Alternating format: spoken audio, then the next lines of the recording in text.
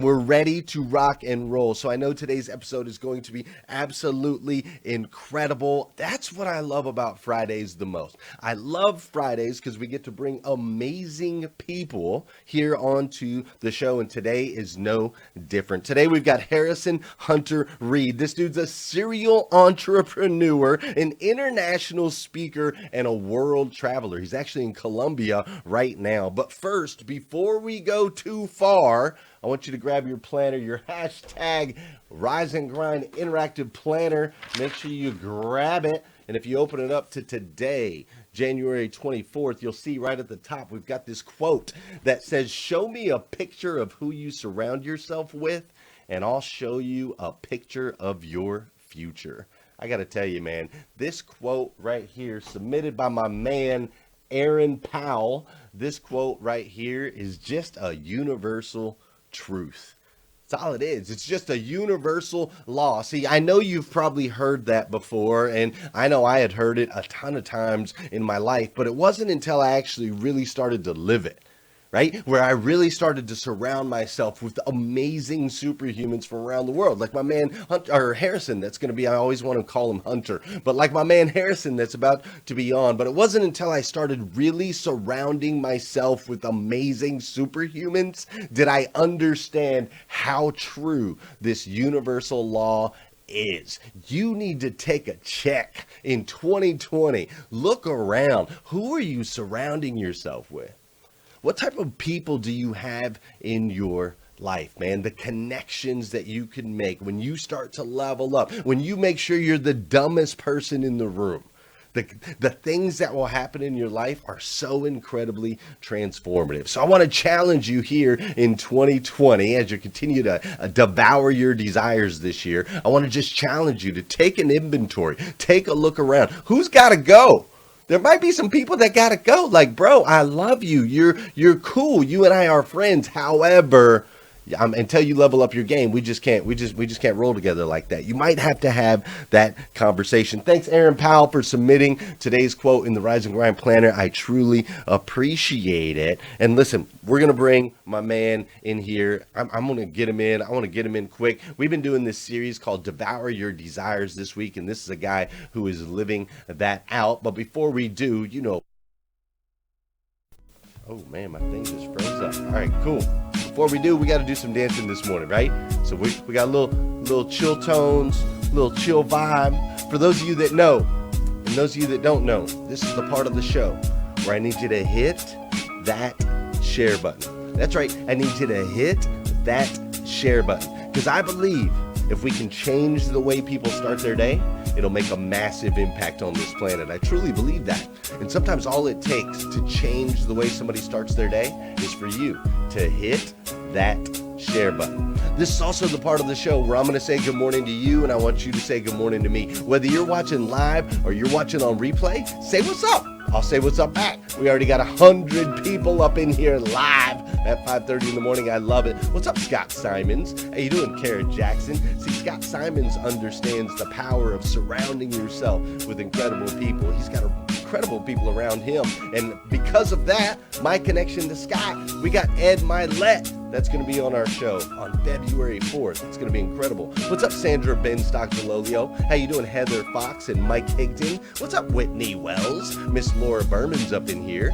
Trish Taylor, thanks for sharing. I really appreciate it. Also, if you got anybody in your life and in your circle that needs some motivation, inspiration, and education, tag them. Just go ahead and tag them. Be like, bro, you need this. Or like, sister, you got to come on up in here. What's up, Casey Rossiter? How you doing, Michael Mills, Jennifer Jaskell, Brad Smith, Tyler Brienne? We got Kim Wilson, Joanna Cooper Hamilton. How you doing, Amy Myers, Rachel Flaherty, Miss Liza Myers Borges, Allison Musante's up in here, Whitney Wells, Marcy Marie. Thanks, Marcy, for sharing. I really appreciate it. What's up, Dawn Sankey? We got Miss Tina Bacon. Everybody loves some bacon first thing in the morning.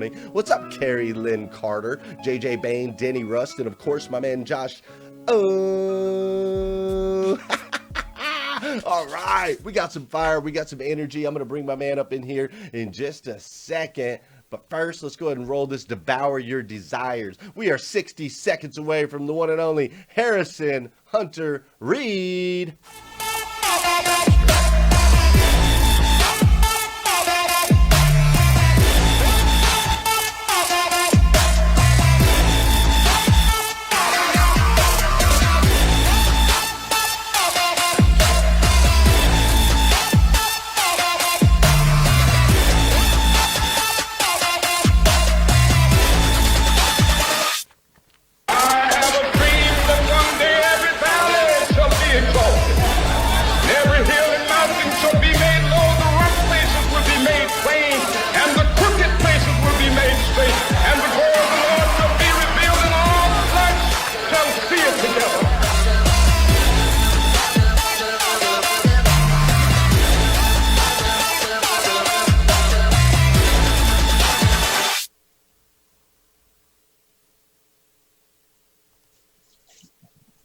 Welcome to hashtag Rise and Grind, Harrison. How are you, sir? I am doing incredible. I'm so grateful to be here on your podcast live at 5:30 in the morning, helping people wake up. Yeah, man. And the quote you shared this morning was so powerful because if I look back into my life, I can see all of the different times in my life I leveled up.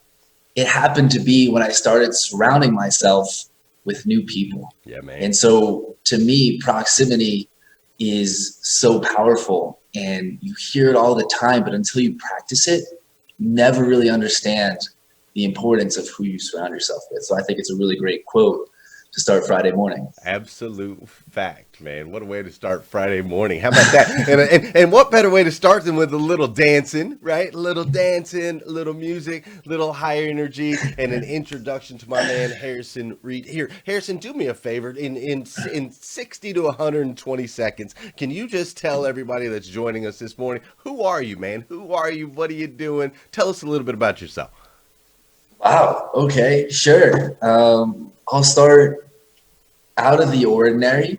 Um, the purpose of my life, and I share this on my site, it's in my bio, is really to one, embody love, to truly deep down, authentically love myself in order to love others authentically. Because until you love yourself, you can't share love. You just have a bucket that you keep giving and giving and giving, and you empty it. And then you need to spend all this time refilling your bucket. Whereas if you could start with an overflowing bucket of love, you can then share that out.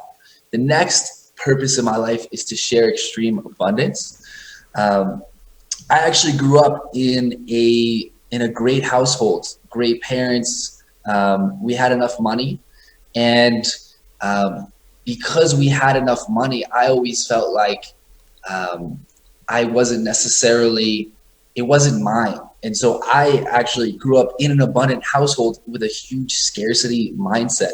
And it took me 20, 25 years to get out of that. And I want to share that abundance mindset with the world and allow others to feel abundant, regardless of the background that they came from. And then the last purpose of my life is just to inspire others to feel alive. Like that's why we're on this planet. We're not on this planet to just go by, do what we're supposed to do, and survive life. We're supposed to live life and enjoy every minute of our existence. Like that's why we're here. We're here to not only, make the world a better place and inspire others, but we're here to have fun. And I want to inspire other people to have more fun and more enjoyment and more fulfillment in their life. My goodness, dude. This is gonna be a fun interview. You and I got some synergies. What a way to come right out the gate, dude. How strong is that? I like how you said the purpose of my life. Right? We've been talking this week about devouring your desires and how in order to do that, you have to be really rooted, right? Like you've got to have these roots. You got to know what your mission, your vision, your values are. It's got to be a straight line in order for you to really be able to go out there and attack. So I love that you just lead right out there, embody love, extreme abundance, and inspiring others. What a gift. I like that you also mentioned your parents, right? And you mentioned that because that was actually one of the things that I wrote down. I noticed in your bio, you mentioned you've gotten fired from a lot of jobs. You had created like an event company at 18 years old. And so I was asking myself, I'm like, I wonder what this kid's upbringing was like for him to. It seems like you're a worker, right? You've worked, you've had jobs, you've been working since you were very young. I know, my daughter's 20. She works, don't get me wrong, but I know a lot of young people are not working that hard, right? Let's just face it. They're going to school, they're doing the thing. Mommy and daddy paid for school. They're like, I ain't got time to get a job. But it sounds like you've been working since a very early age. So tell me a little bit more about that. So mom and dad had some bread. You guys were good, but yet you had this scarcity mentality and you've been working hard for a long time. Where do you think that comes from? Yeah, that's a really interesting question. I definitely think that my dad is an inspiration. My dad, he's 60 years old. Probably doesn't want me to share that he's watching right now. But my dad my whole life had worked incredibly hard. He was gone before we went to school.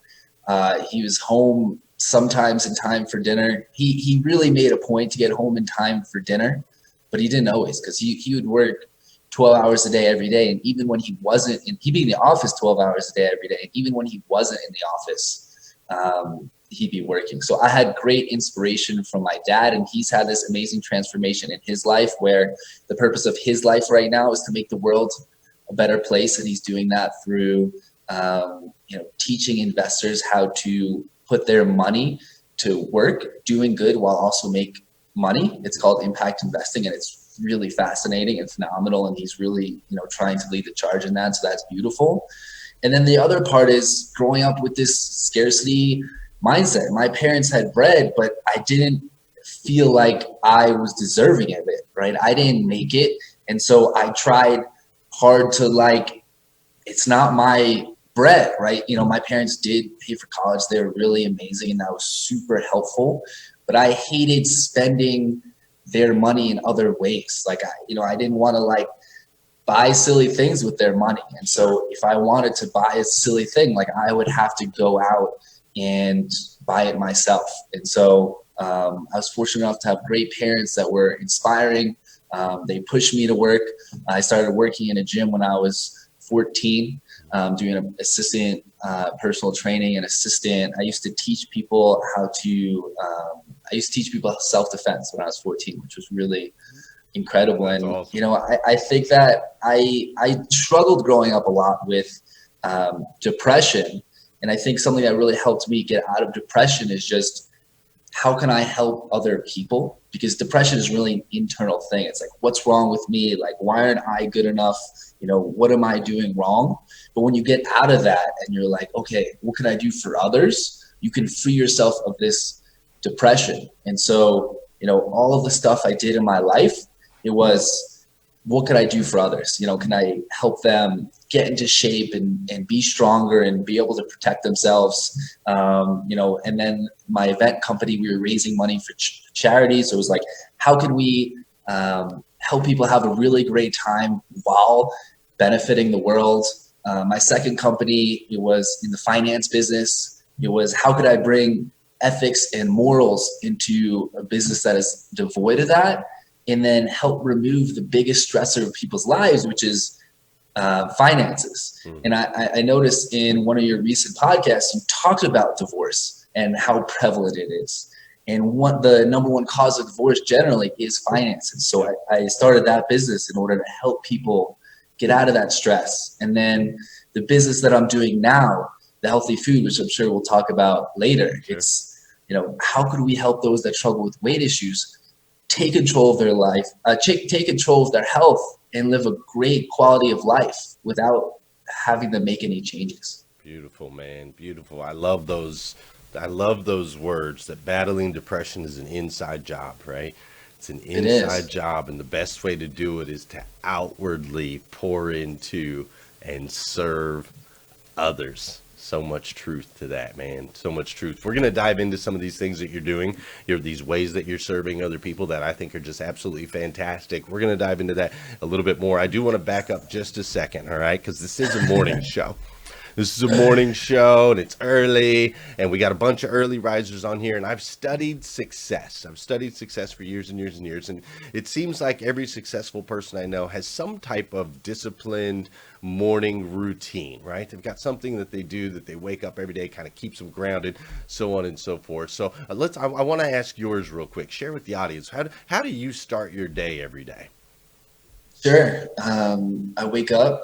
That's good. Get out of bed. That's a good start. Yeah. The first thing I do when I get out of bed, and a lot of people talk about this, Tim Ferriss, David Goggins, is I make my bed. Because really, I gave a talk on productivity recently.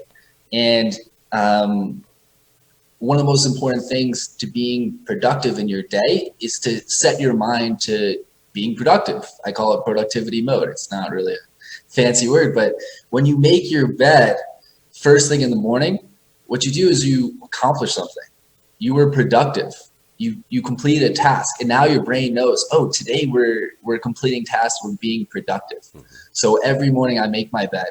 After I make my bed, I tend to read for between 10 to 20 minutes just to grow my mind. I find that this is the best time of day to get my learning in and education. And I think that the most important thing in life is learning, more than anything.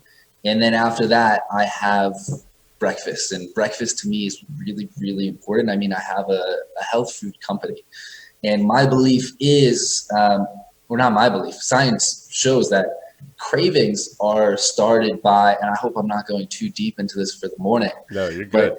But cravings are started by a lack of nutrients in our body. You know, every bodily process needs certain nutrients to function. You know, in order for us to, you know, refill our ATP and have energy, we need, you know, certain B vitamins. And if we don't have that, our body craves that. And the longer you go throughout the day without fulfilling the nutrients, the stronger your cravings get.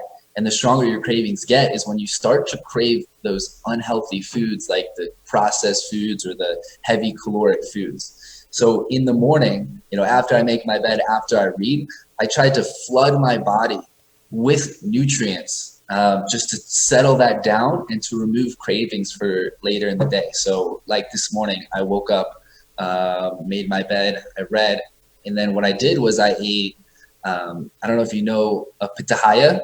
It's one of my favorite fruits in Colombia. I think it's like a dragon fruit in the US. Oh, yeah. I had a pitahaya, and then I had an apple, and then I had a salad with olive oil and apple cider vinegar. And now I'm just flooded with nutrients. Like, this is going to take me throughout the day with, you know, out any unhealthy cravings. It's going to help me eat healthy throughout the day. Gives me energy. I feel great. And I'm ready to do whatever the day needs me to do. Right. Like, show up with energy and inspiration at 5:30 in the morning. My favorite time of day. I am awful at what I eat. I am a horrible eater. I've always been a horrible eater. I want it to like taste good. I want it to. I want it now. I want it quick. I'm a car guy. We ain't got time. We got to like just shove this food down. Whatever process, just give it to me. I don't care if it's processed. I don't care who made it. I don't care how long it's been sitting in the refrigerator. Heat that sucker up in the microwave. Let's freaking roll, right? And I know that there are a lot of people on here that are like that, right? We got some card people that are watching the show, follow me, and we just have these crazy routines and structures where we're at work early, we're at work late, and we eat when we can, and we eat fast. And so I'm fascinated by one of the things that it said in your bio is it said that you created like healthy snack food that like people want to eat, right? Like take like stuff. So tell me a little bit about that, and then I want to talk about this world traveling that you do, like Colombia. And how old are you again? John Paul just asked in here. He said, how old are you?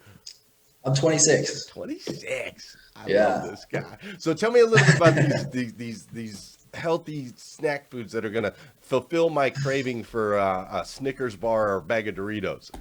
Yes, exactly. Right on. Yeah, so I eat crazy. You know, I grew up struggling with obesity. It was part of the reason why I was so depressed, and I worked so hard to, you know, change my mindset, change how I look at food, change the way I eat.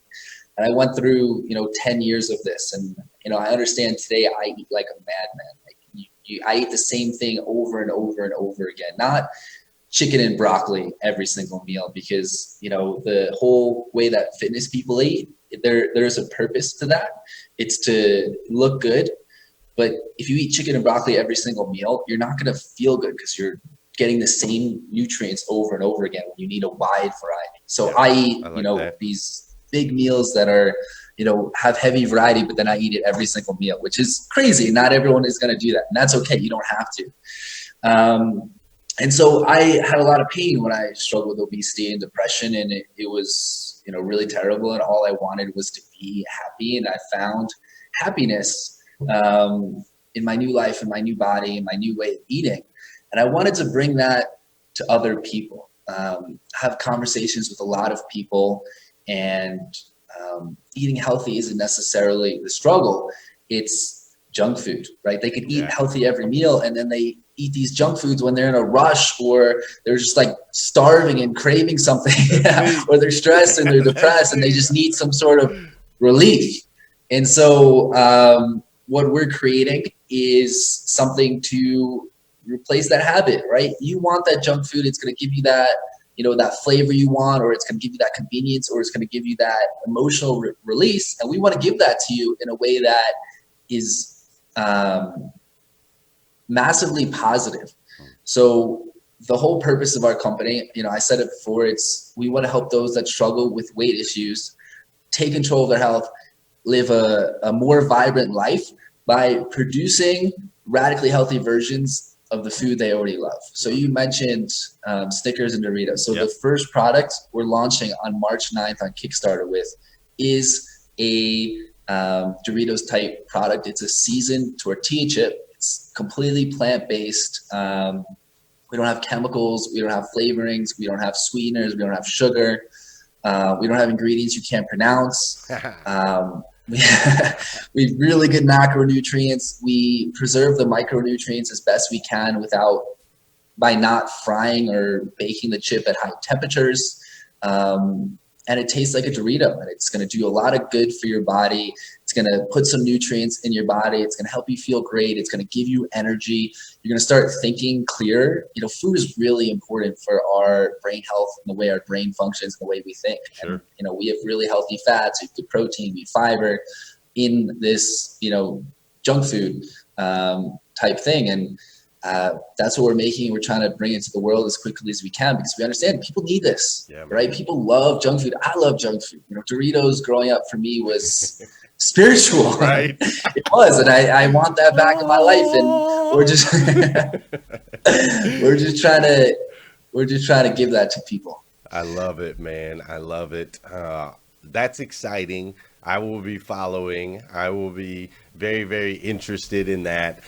You and I need to stay connected far beyond this show because we have I'm a little biased towards the auto industry because that's just my dig. That's my gift that God gave me, and we are horrible. We eat really, really bad in this industry. It's got to change. I mean, a standard car person diet is wake up, energy drink, sausage, egg, and cheese McGriddle from McDonald's, energy drink, coffee, energy drink, Domino's pizza for lunch, energy drink, cheeseburger, coffee at 5 p.m. Like, that's fairly standard. Like, if I were to write out the menu for the car business, that's what it would look like, with tons of candy and chips, in between to just keep rolling. So that's super exciting, man. Now, I want to talk about the world traveling side of you because you're 26 years old. You're sitting in Colombia. You're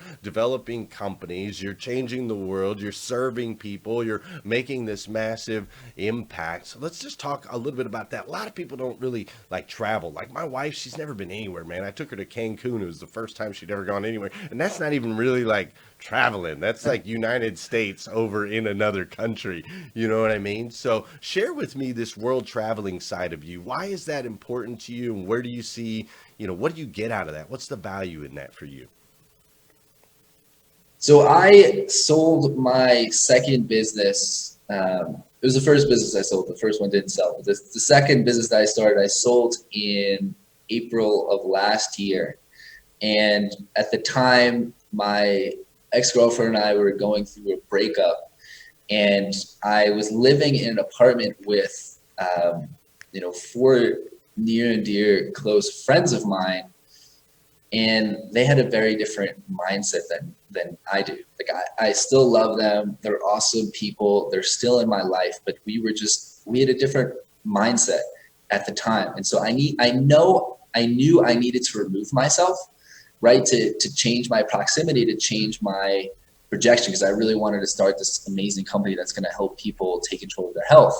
And so I wanted to get out of my apartment. I was going through a breakup and I sold the business. There was no reason for me to be in New York anymore. So I was like, you know what? I'm just going to get out of here. And so I joined a program called Remote Year, which for the most part is for people who are able to work from abroad and you travel together. It was 27 of us. We lived in different countries every single month. Wow. And yeah, it's hard to just leave by yourself in the beginning, Sure. which is really interesting because, you know, after you live in these other countries, you realize like lifestyle in other countries, like cultures are different. Food is totally different. Yeah, no doubt. But people are people. Like we're all the same. We want the same things. We are very similar. So living in other countries isn't super mind blowing. It's fun. It's nice. You know, I'm in Colombia in Medellin right now, and it kind of feels like I'm in the U.S. Like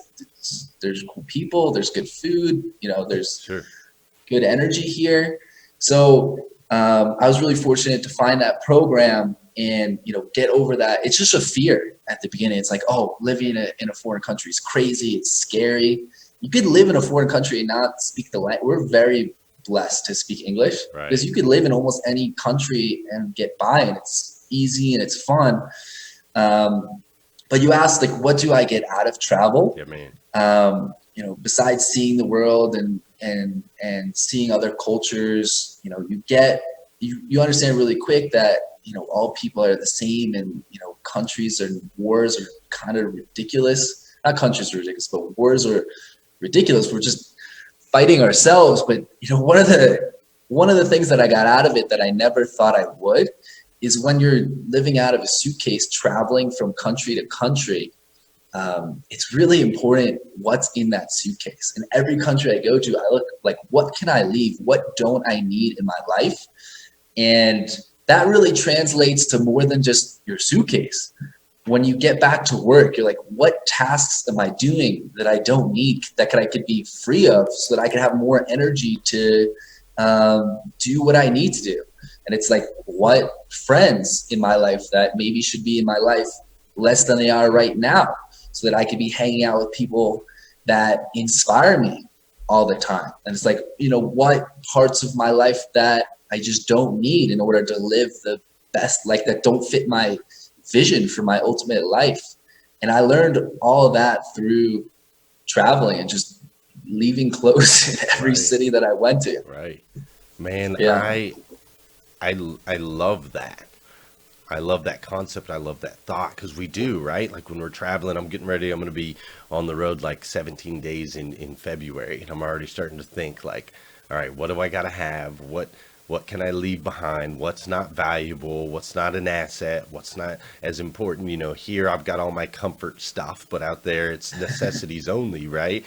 And I actually thrive in those environments because I am focused. I am dialed in on the one task at hand, you know, during that experience. And so I love that as a takeaway. Like, that's not just important for your suitcase. It's important for your life, because we get so cluttered with so much stuff and people and things. And man, you are wise beyond your years. I love it. And the one thing I don't love about my interviews on Fridays, they go so fast, man. Like, we're already at 6 o'clock. We're already over time, but it's been so great. And I could talk to you for hours on end if we had it. However, we do have to be respectful of people's morning routines, right? They're getting ready for work, so on and so forth. So here's one thing that I want to do before we let them go, and you and I maybe have a little more conversation off the record. But before we let them go, I do want to do something. I want to take you, Harrison. I want to put you up on top of a mountain, man. Right? Like, you're up on top of a mountain, and all of civilization, like literally all of civilization, is at the base of the mountain. They're looking up at you and they're cheering. They're like, Harrison, Harrison, Harrison, right? They're cheering. And you've got 2 minutes to drop something on them, some type of practical wisdom, something they can apply in their life today, this week, this month, this year, that's going to impact their lives forever. What are you going to tell them? I hate to drill 2 minutes. So what I would tell them is, and we've talked about it in this interview, and I talked about it with you before this interview. I don't know if you knew what I was doing, but basically, the most important thing we have in our life is why, right? You know, so many people are looking for the meaning of life. Well, you make it, you create it, you know, and that's so important in what we do every day, why we wake up, what gives us energy, right? All of my businesses had some sort of mission. And, maybe an events company doesn't sound like a mission-based company, but the way I looked at it was, and that's what gave me energy and allowed me to be successful. For you, you talked about how in the first half of the business, you did it for 7 years and, you did well, but, your life spiraled out of control. And then you moved to Kentucky, you met a girl, you had a kid, and you got back into that business because you wanted to create a great, amazing life for your kid.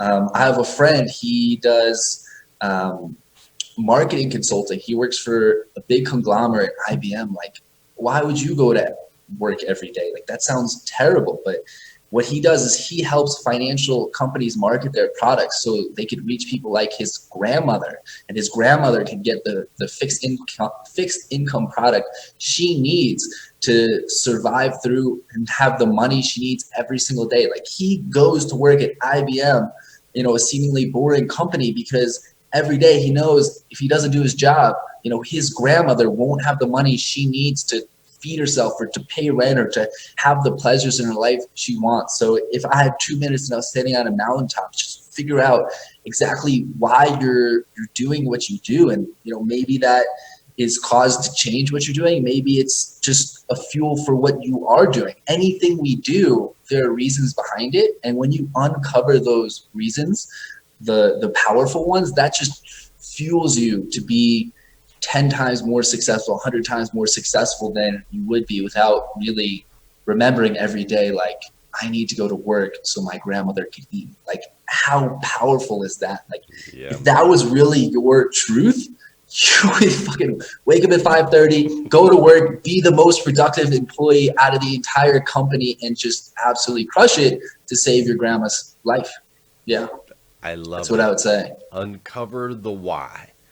And if you figure out that the why doesn't align with what you're doing, then get the heck out of what you're doing, right? Get the heck out of there. Uncover the why. And there's so much truth to that, man. You are an incredibly wise, amazing human being. I am so thankful that you decided to join us here on hashtag Rise and Grind. Clearly, you are this amazing child of God, uniquely made by the God of the universe to be the best version of yourself that you could possibly be. And you're living it, man. You're living it. And the decisions that you are making, they're making a massive impact clearly on your friends, your family members. And today you've made a massive impact on us, bro. And I, for one, absolutely love you for it. Thank you so much for joining us here on hashtag Rise and Grind. I hope you enjoyed it, man. I had a blast. Thank you so much for having me. And, I will definitely try to be on the show again as a viewer, because there's total immense value that you offer your audience. Oh, thanks, man. And You're I think awesome. That's amazing. So how can my audience get more of you? Where do you want them to, how do they follow you? You want them to follow you here on Facebook, anywhere you want to send them? Sure. Instagram would be my main sort of source of service. Okay. I put videos of my talks. So if you can't, pay, hundreds or thousands of dollars and travel across the country or the world to attend my talks, I cut them up into the best nuggets from each talk and I offer them out to my audience. I also am starting my own podcast. I would love for you to be a guest. You are totally inspiring. And that will also go on my Instagram. And then if you want updates for when our food product is ready and launching, because you're tired of eating this crappy food that makes you feel like crap all the time and you want to eat a food that you're going to enjoy as much and feel great, I'll update you through my Instagram. So find me on Instagram. It's at Harrison Hunter Reid. It's on the board. At Harrison Hunter Reid. Spelled like that. Right? Yeah. Awesome, man. Yeah. Cool. Well, I'm going to go say goodbye to everybody watching here. If you'll hang out here in the green room for just a second, if you don't mind, and then I'll come back to you. I need to get your address and stuff. We got to get you some Rise and Grind gear. We got to do a couple things before I let you go. But with that said, what about that guy? Are you kidding me? 26 years old, profound, embodies love, extreme abundance, inspiring others. That's how he lives his life, and I love the 2-minute takeaway. Are you kidding me? Dude, if everyone, think about for the leaders that I have, that watch the show, all the leaders out there, think about if all of your people understood their why, man. Imagine how much more effort and energy and the greatness you could extract out of your people if they knew, like, this isn't just a job. Like, I'm here to feed grandma. Like, that's powerful, right? If I was there to feed grandma, are you kidding me? I'd be a top producer. Well, I'm a top producer anyway, but that's because I have lots of whys. I have lots of whys. As a matter of fact, I got 7 kids to take care of, so plenty of whys there. But listen, thank you guys for joining in. One of the best things you can do, the best way you can honor our guests that come on our show, is you can share this out. Let's share Harrison out as far and wide as we can. Also, if you would, please follow him on Instagram, blow him up with messages, let him know that you came from Rise and Grind and that you appreciated him being with us this morning. It means so much to me when you do that. Most importantly, though, I want you to have an incredible weekend. Over the top. I really enjoyed this series, Devour Your Desires. I hope that you did too. We learned from Martin Luther King. We learned from Danelle Delgado. We learned from, who did we have on Wednesday? We had Martin, then we had Danelle. We learned from, oh, how did I forget him? We learned from Jesus. And then we learned from trees, if you can imagine. And then we finished it all up by learning from my man Harrison. So incredible week. Thanks for being with me. I hope that you will join me again next week on Monday at 5:30 a.m. on hashtag Rise and Grind.